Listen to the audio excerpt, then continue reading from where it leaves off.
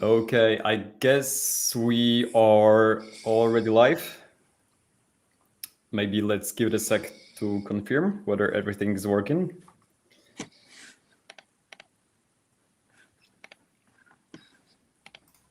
Yeah, seems like it is. Awesome. Okay. So first of all, thank you for tuning in. Welcome to the first ever Next.js Web live stream. My name is Michał, and I'm a software engineer at Blazity. Today, I am joined by Marcin. Hey, what's up? My name is Marcin, and I'm a web dev at Blazity too, and a team lead actually. Yeah, so as you may already know, today we have some fun stuff coming on the live stream. We have a Next.js app that needs some help from us. Hopefully, at the end of the stream, we will have some significant improvements there. But before we jump into the code, I guess that in the left corner, there should be a QR code for downloading the Next.js Performance Ebook. We also have the real copy on the hand. So guys, if you haven't already, make sure to check out the link. It's packed with knowledge. It's free, so make sure to check this out. Yeah, other than that, I think that we can slowly jump into the code editor itself and see what we are basically working with today. What do you think, Marcin? Should we go with it? Yeah, sounds good. We'll try to build the initial version and run the Lighthouse scan on it and see how the performance looks. And then we will probably try to fix it.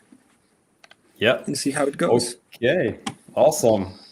So let me start by sharing the screen.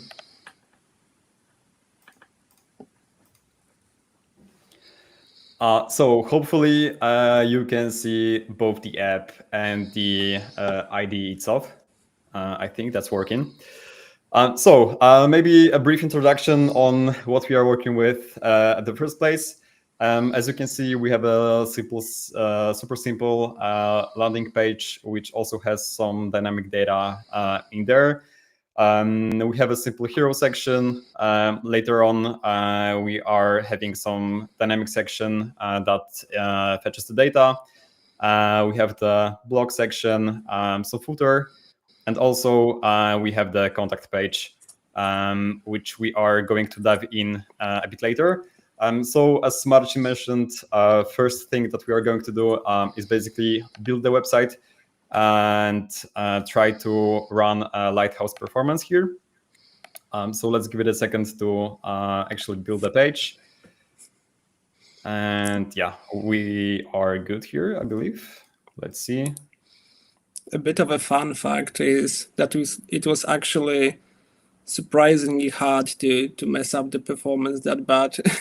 We had to do like multiple sessions of destroying the performance because Yeah, it I was mean, such a like, simple website. Yeah.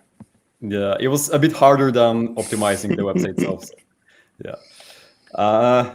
But I think that we have the build version. Everything is looking fine. Let's just validate. We can see that the loading time could be way better. Let's see, contact page is working as well. So as we said, let's try to run the Lighthouse here. So a quick disclaimer, we are going to use the built-in Chrome Lighthouse here. Obviously, in our case, this is going to be good enough since we are just doing the local development. For production apps, you should be possibly looking at something else for getting the Lighthouse metrics. In our case, this should be good enough.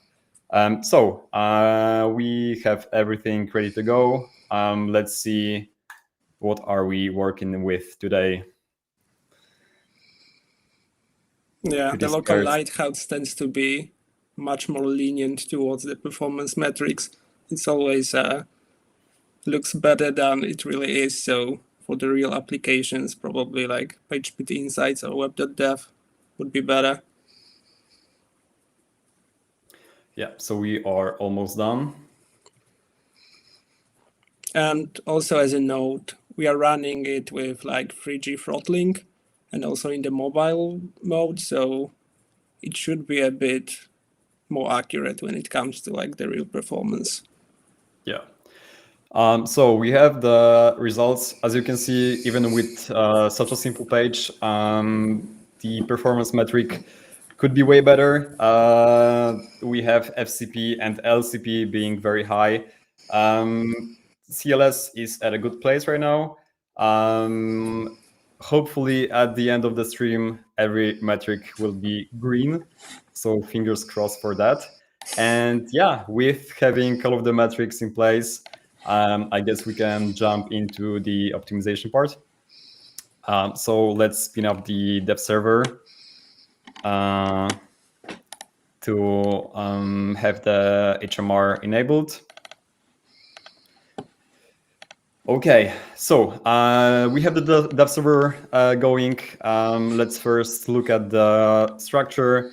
As we said before, super simple. The page, the contact page here as well. And what we are going to do with Marcin is we are going to try to go through the components and fix all of the performance bottlenecks. Actually, we are going to start off right here in the page component.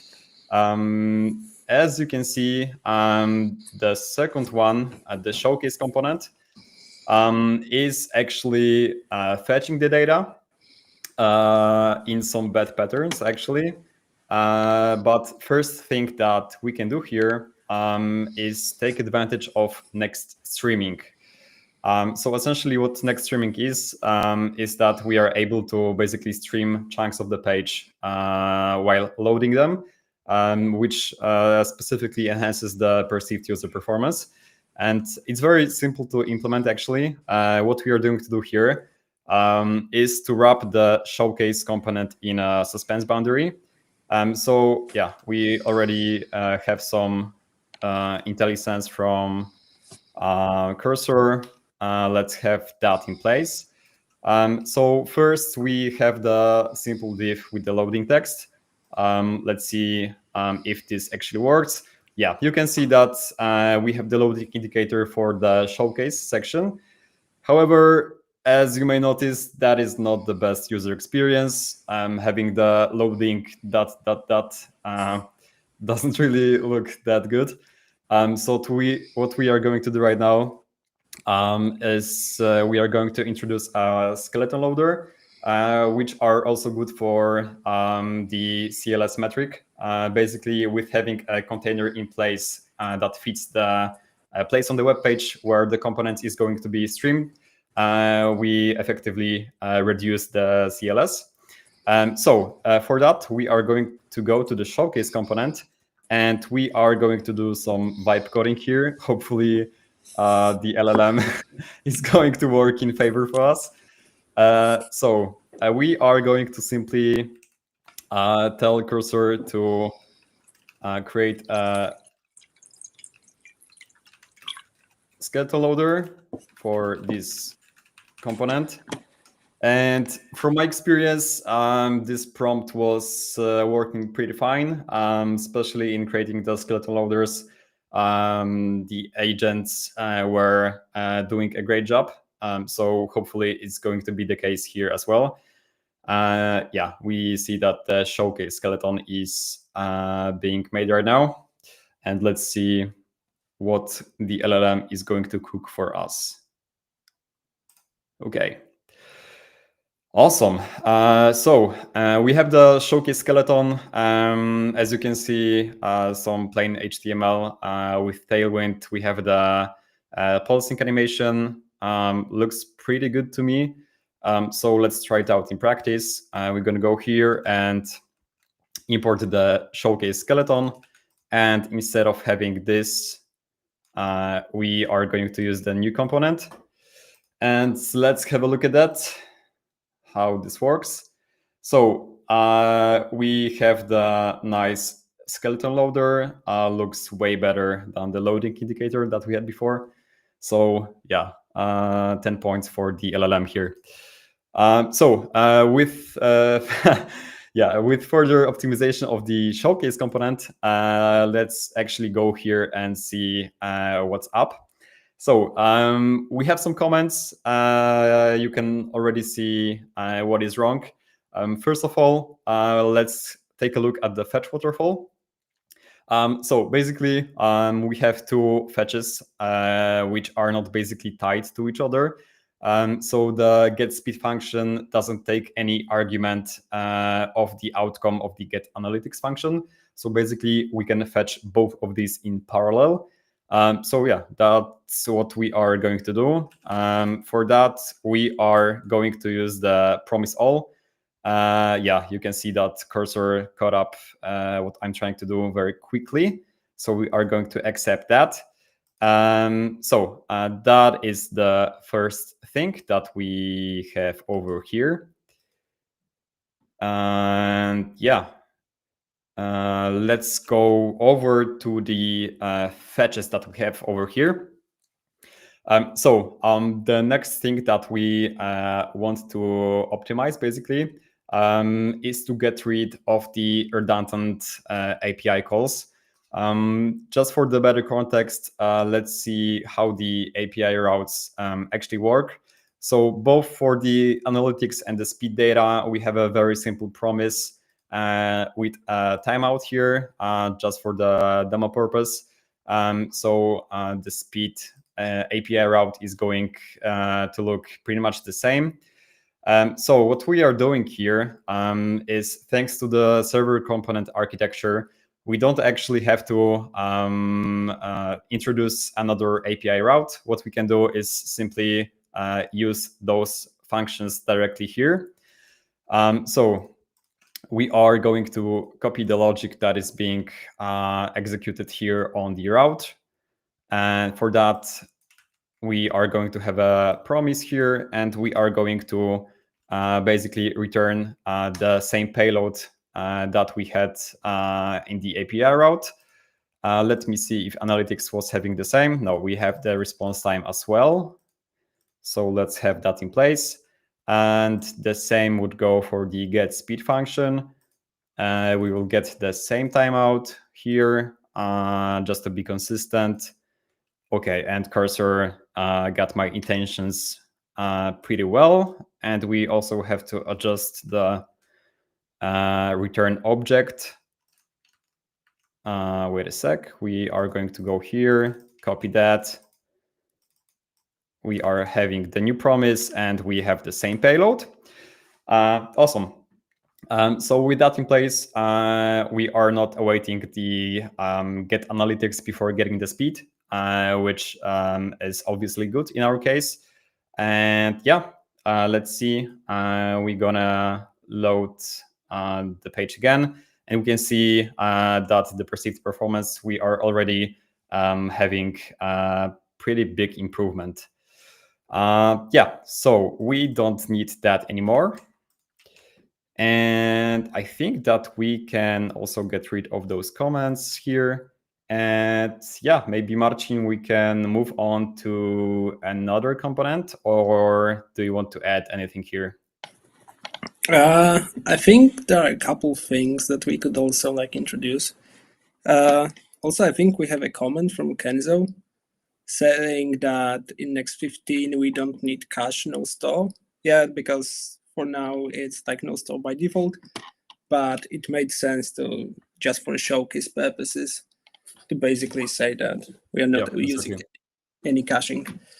And yeah, another advantage of doing the call directly is we preserve type safety, because when we do the fetch thing, we lose any form of safety we have when we would have to do some form of type assertion if we were to have the types. And right now we can just basically use the types we already have. And that's nice. I think another problem we have still is we are doing the promise all, but these requests still take a couple of seconds, and we could probably cache those.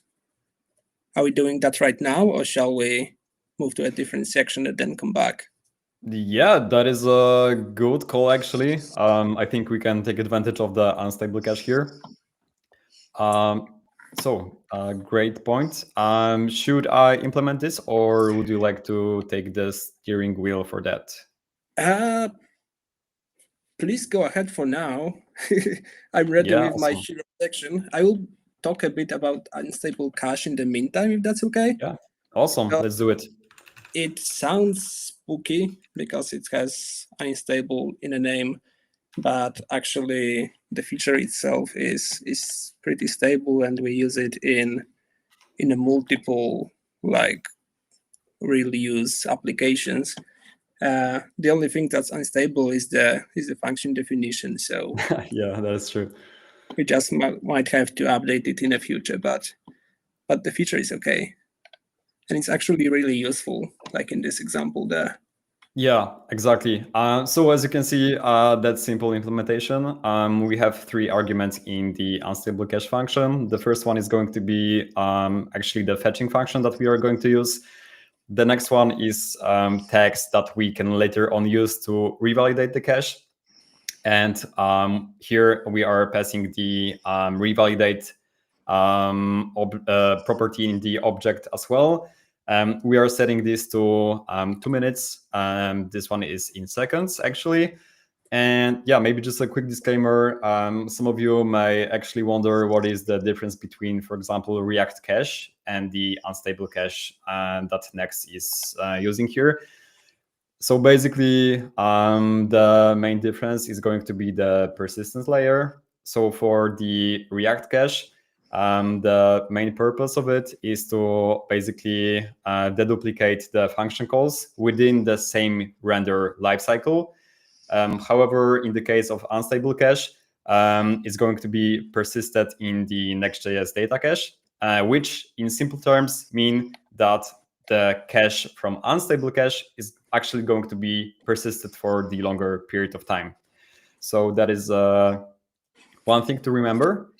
And yeah, so far, I think this component is starting to look pretty decent. We can see that we are effectively caching the showcase component because we are not displaying the skeleton loader for now. We are just using the cache. So looks good so far. Yeah, Cool. so Marcin, I think we can jump into the next component, which according to our agenda would be the hero section, and I will give you the honors to fix this one. Yeah, I think it's also the main culprit of the awful performance score. And yeah, you're showing the component. Cool. Yeah, as it is saying, the image is not optimized. We are not using next image at all. And there are actually a couple of really bad things going on there. First of all, we are using a third-party like provider directly. If we have a CMS or something, that's cool, especially if we want to do that like image transformations on the fly. There are a lot of good services that do that, but we should also consider that creating like across origins connections always come with a cost of doing handshake, stuff like that. So sometimes it might be good to consider hosting the image like directly in our app. It depends on the use case, but in this case, I think that's a good way to start. Thankfully, we already have it in a public folder. I was worried that I will have to like drop it with the Yeah, already did that, so gotcha. Okay, cool. I think we can do the hero.jpg. That should like work instantly. And also, let's use next image. Oh, I also see that it's use client for some reason. Oh yeah, what we are trying to showcase there. You guys can probably see the paragraph saying, like, by the way, it's whatever date we currently have. And it seems like really unimportant what it's actually doing, because we're using use client there. We are rendering this component once on the server side. then doing it again because on a client version, and it's actually making the HTML different on both of the sides because the time is differing between two of those environments, and it's making the hydration fail, meaning it has to fall down to a to a client-side rendering again, and we're losing a lot of potential performance and a lot of like very performant way of just showing the static HTML. I will go ahead and delete it. And actually, that's one way to handle it. Basically, just render it on the server side and forget. But also, if it was a bit of a different case, for example, if we had a component that we need to use client on because it's interactive, we could potentially like move this part to a separate component and import it dynamically using React Dynamic. This way, we are forcing the client-side rendering, and for a moment, we would have like an empty space, and it would render on the client side, meaning it's fine when server-side renders because it's null. Then the first render on the client side would also be empty, so hydration is okay. And then we have a client-side render of this date, and that would be fine. But it's a minor thing. Let's move to the image because it's actually the most interesting there probably. What we will add there is also the width and height. Not only they seem to be required for most of these, but also they tell the browser the ratio of the image so it can reserve space accordingly. And this way we have the CLS will do better. Let's remove this awful lazy loading and use the priority prop instead. So our browser knows it should prioritize this image because it's going to be our largest contentful paint. And another fun way that actually I think kind of relates to the question we have about displaying different image sizes on mobile, tablet, and desktop. We can do like the sizes prop. And I will copy the values because I don't have such a good memory to do it. What we are basically doing, we are telling next image that below 320 pixels, we will use the smaller image, above we use the larger one, and above that, we will serve the one with 1000 pixels. And it's actually a bit more complicated than it looks before because it also depends on your pixel density of your device. For example, probably me and Micha, we both have Macs and they tend to have a Retina display, which means our browser will try to request the double of the size of the image. So that means if we simulate like a really small device, let's say 300 pixels of width, it will be doubled, and then it will request like 760 or 80 wide image because it will use the default Next.js breakpoints. One of them is like 760, I think. And I think that should, oh no, it won't do. Another thing, we have this motion there. It seems that the motion here like could be done in Tailwind actually, and that would save us some JS bundle, I believe. Yeah, exactly. So what I'm going to do, I will just nuke the motion at all because it's a nice library, but it still adds some bundle size, and we don't really need it in that case. It also, I don't think it works in server components. So yeah, as you can see on the right side, it won't work here. So what I've basically done there, I've added a tailwind transition with a small duration, and it's basically mimicking whatever motion was doing. I can now get rid of motion, and we should have the page working again. Yeah, looks good so far. Could you also zoom the code a bit, Michał? Apparently, Yeah, it's pretty sure thing. pretty tiny.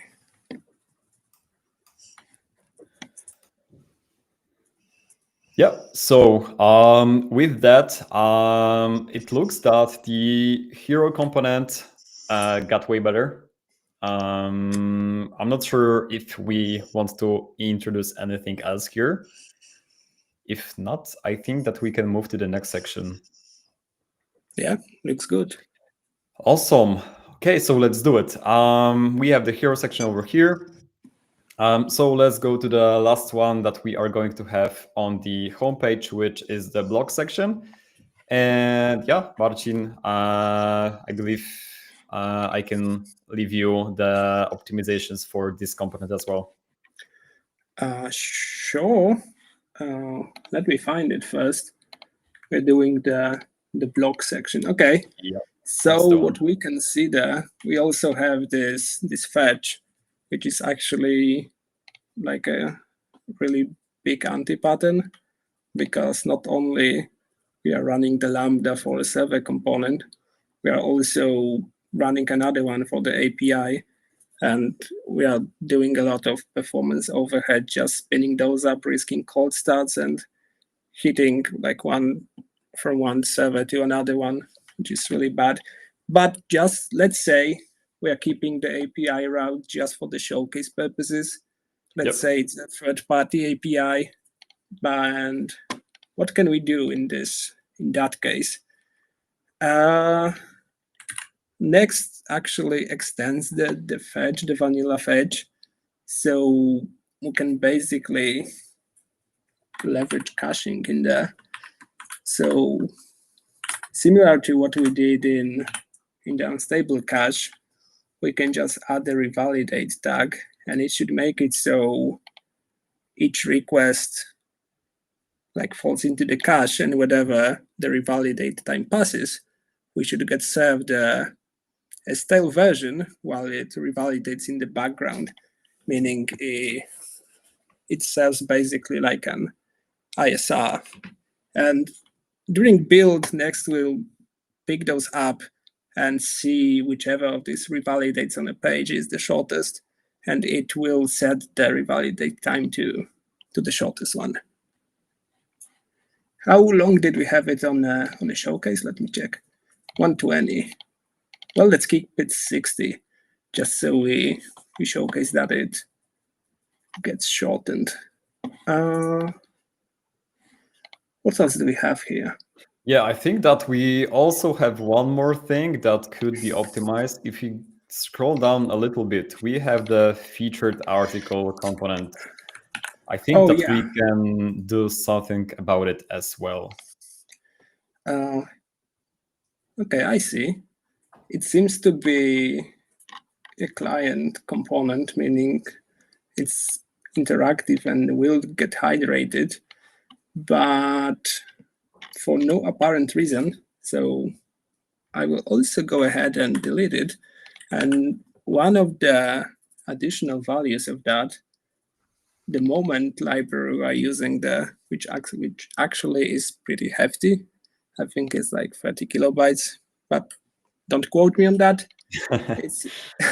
It is pretty large, and we are using it just to like format the date, which currently is fine because it's all like happening on the server side, but it's a next example of actually using a library we don't really need. And I don't see a reason why we couldn't like leverage the vanilla JS APIs for that. And we would do it by basically, let me grab that. Let's do new date. I think this article published at, and let's do like to local date string. And I think we can also add US, just let's localize to this format and add like a year, month, and date. That should be pretty similar without actually the need for a third-party library. Yeah, that should do. And I guess we can get rid of the oh, you already deleted the import over here. Nice. Yep. Awesome. Other than that, I think that we are looking pretty good with the featured article component. With the blog section, we also introduced the next revalidate. So it seems that we are pretty good over here as well. So maybe let's jump into the other part that we have. In this case, if we go to the contact page, let's navigate over the app as well. So as you can see here, we have a weird cookie call. The purpose of having this code in place, obviously it's not going to bring any value here specifically because we are only console logging the value that we are getting from the cookie store. The point that we want to mention here, maybe even before that, what we can do is actually build our application and see what are going to be rendering strategies with the current setup. So let's do the pnpm build, and I'm going to make the terminal a bit bigger just to see what do we have right now.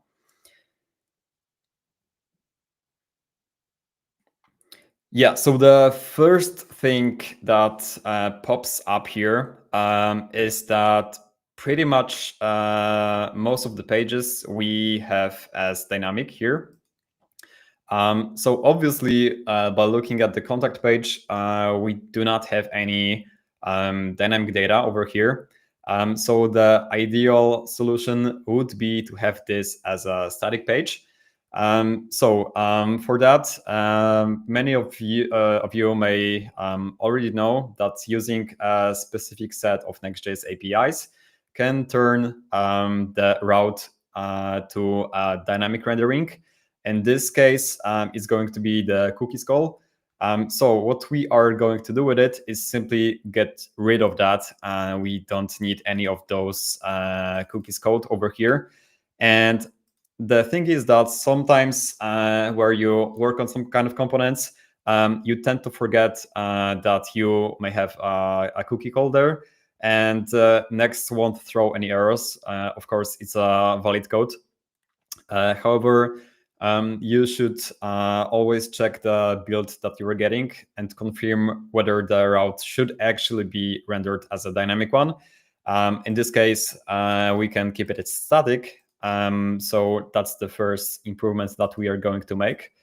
And going further into the contact component, let's spin up the dev server again.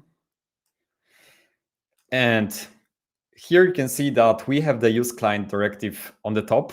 However, that is not the best component composition. If we go to the contact header, you can see that we have plain HTML, which should not be rendered as a use client component. In the contact form, we are using some hooks. It's going to be an interactive component. So obviously, in this case, the use client directive is going to be appropriate. So let's go to the contact component, and we can basically get rid of the use client directive. And let's see, we should have an error right now. Yeah, exactly. Because we do not have the use client directive in the contact form. So let's fix that. We are going to add use client here. And just by that, we have a better composition over here. We are going to keep the contact component as a server one, the contact header as well. we do not have to pollute the whole component tree from here below to use client components. The only one that is actually going to use the interactivity has the directive right now. And with that, I think that other than that, the contact form looks pretty good right now. Let me see. Yeah, I think that we are pretty good. Marcin, I think what we can do right now is basically build the app, and hopefully we can see some improvements in the Lighthouse. What do you think about it? Sounds good. But before you do that, Yep. I will showcase one comment saying cute devs smiley face. Thank you very much. Thank you so much for that. Appreciate it. Okay, it was important to get out of the way. We can proceed. Yeah, you can keep those comments coming. These are the nice ones. Yeah. So as we said, I think we can get started with the build. So let's do, I should have this here. Yeah, we're gonna do a build and start the server. Hopefully the build is going to work.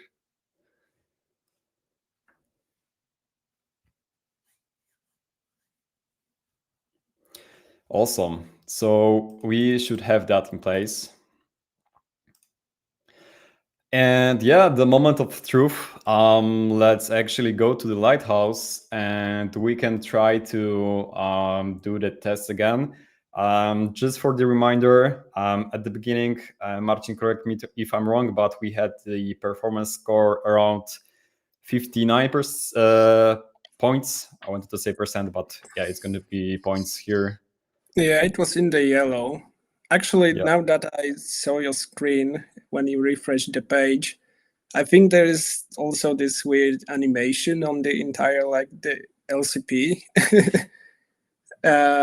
It's like taking 3 seconds to appear. We could probably move that to the only to the text because LCP, like the image will be the LCP, so the animation might slow us down. But let's see how it goes without this change, and if Yeah, it's bad, sure. we can blame it on that. Let's try that. Sounds good. Okay, so let's go with it.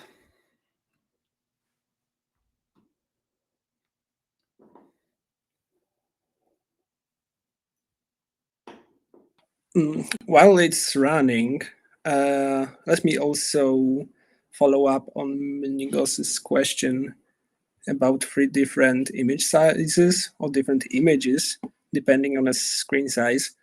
I think we pretty much answered the part in which we have the same image being served in different sizes.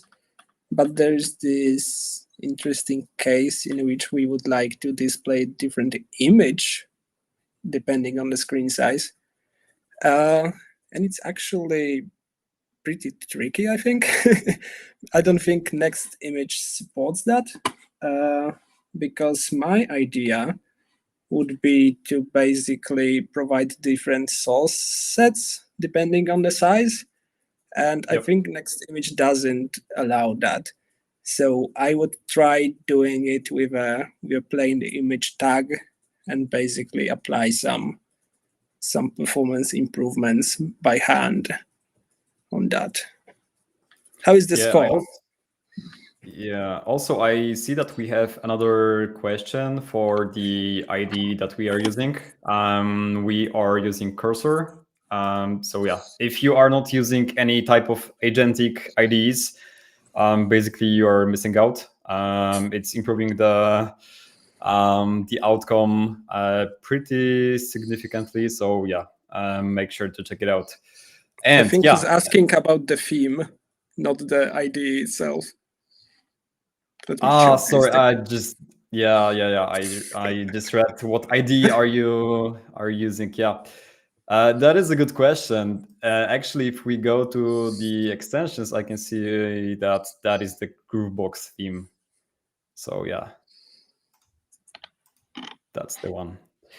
And yeah, Marcin, coming back to your comment about the LCP, we can see that we are still missing out a little bit. So maybe we can try to go to the hero component and actually implement the fix that you mentioned. Yeah, I'm in the process of doing that currently. As you guys see, it's a process of the improvements. It's not always instantaneous. You always find new things along the way. I moved the animation below to the div that contains the text. I think that should do it. Okay, so let me spin up the build again. Yeah, we should even see that in a visual way. So just the text should be fading in, basically.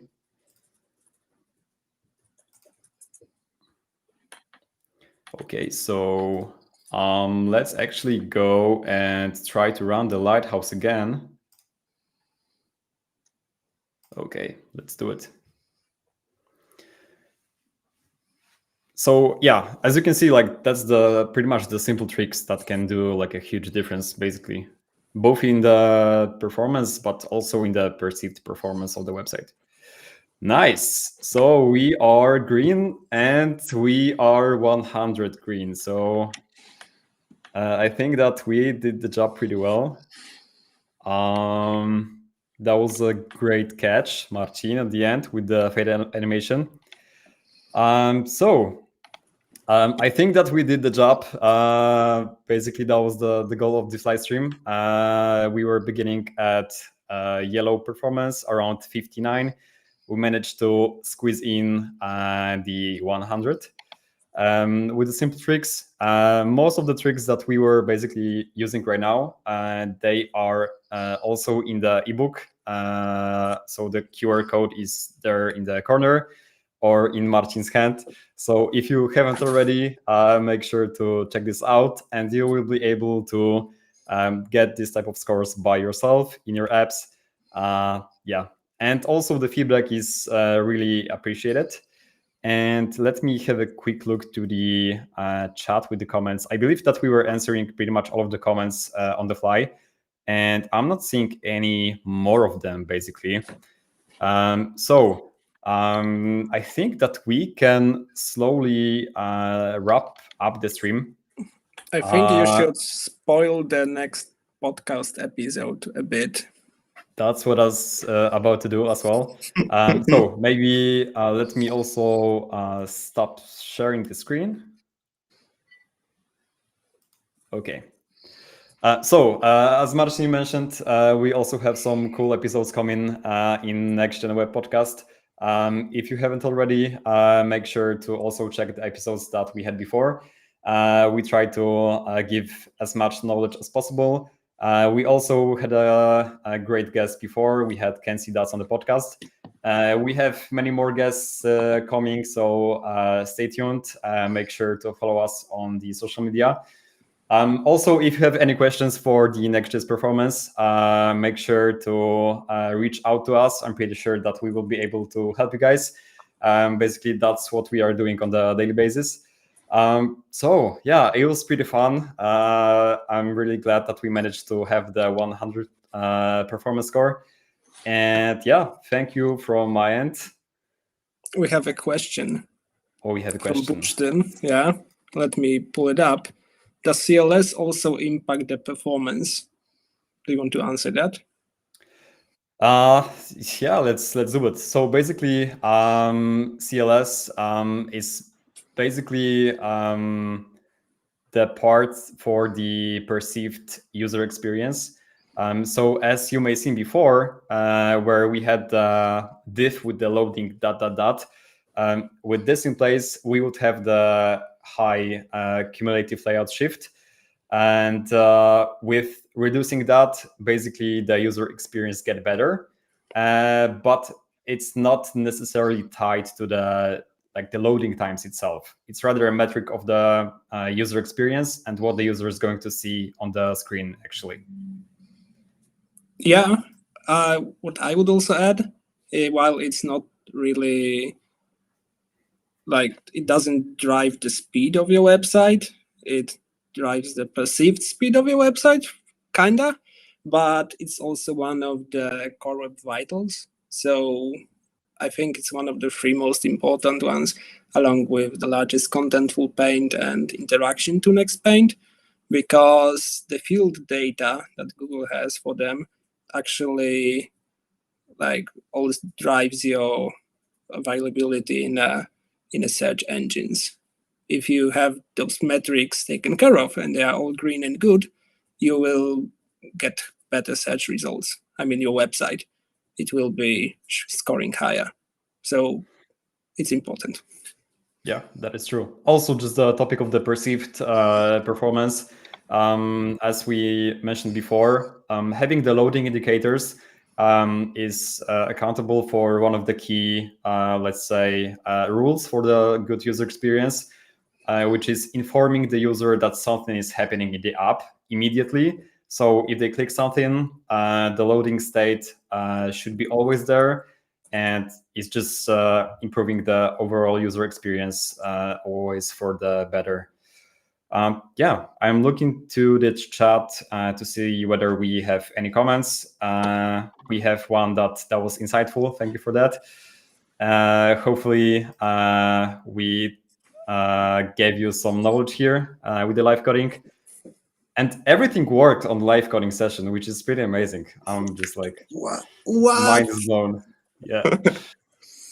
So with that in place, I think we can slowly wrap up the stream. So again, if you have any questions after that, feel free to reach out to us. And yeah, once again, it was pretty fun. And thank you from my end. Thank you from my end too. If I can say something, you should also visit our socials, like the Blazity YouTube channel and Blazity on LinkedIn too. And also, let me just shamelessly plug my LinkedIn account so you can invite me. Let me also search for yours so I can do that too. So you can Yeah, sure. If you even have some questions, you can hit us up directly on LinkedIn or contact us with Blazity. Yeah. And please send more questions. If you have enough, we might actually do it again. It was surprisingly fun, to be honest. Yeah, that is true. Especially with everything working fine. So yeah. Yeah. So Cool. guys, thank you so much. We are not going to the best comment. Yeah. We are not going to waste any more of your time. Hope you guys enjoyed. And yeah, see you in the next one, hopefully. So take care. Bye-bye.